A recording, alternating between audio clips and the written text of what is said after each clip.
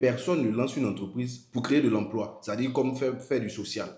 Donc, dans ce contexte-là, quand une entreprise lance un recrutement, son objectif n'est pas de trouver un emploi pour un diplômé. Son objectif, c'est d'utiliser un diplômé pour faire du chiffre. Donc, dans ce contexte-là, quand une entreprise vous demande pour un stage, pour un emploi, de pouvoir produire la preuve que vous avez déjà eu une expérience de tel nombre d'années, il n'y a pas à vous fâcher. Il n'y a pas à vous fâcher. Il y a juste que vous devez comprendre comment ça fonctionne. Même dans le code du travail, les étapes pour arriver au CDI sont hiérarchisées, même dans le code du travail.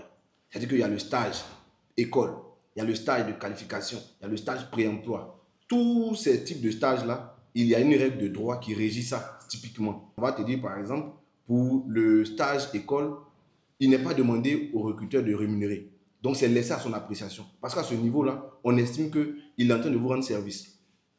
Quand on prend par exemple dans le secteur informel, vous allez aller chez les mécaniciens, chez les menuisiers. Parfois, ce sont les parents qui payent les patrons pour pouvoir apprendre le métier aux enfants. Donc, c'est la même chose. Souvent même, c'est vous qui devez payer les entreprises pour vous donner de l'expérience. Moi, je me souviens, entre 2019 et 2021, on a reçu des stagiaires qui avaient payé des cabinets pour leur trouver des stages.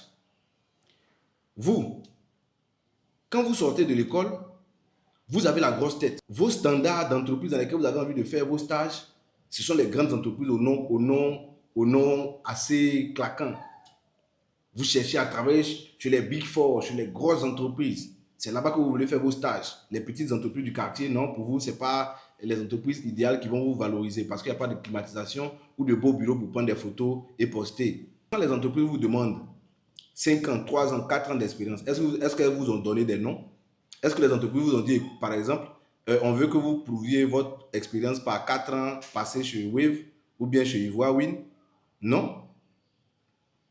On vous demande tout simplement un cumul de 2 à 3 ans d'expérience, par exemple, pour le poste auquel vous postulez. Simplement. Donc, c'est-à-dire que ce soit dans la petite boutique du quartier, dans la petite entreprise du quartier, vous pouvez aller prendre de l'expérience là-bas. Quand vous sortez de l'école, trouvez le moyen de construire votre carrière, même chez les footballeurs. C'est quel footballeur qui quitte le quartier directement pour aller signer pro à Chelsea? C'est rare. On commence d'abord par un petit club en deuxième division, première division, et puis on finit par devenir pro et pour jouer à Barcelone. Au passage, Barcelone, la meilleure équipe. C'est le même principe. Donc, quand vous sortez de l'école avec vos gros diplômes, ayez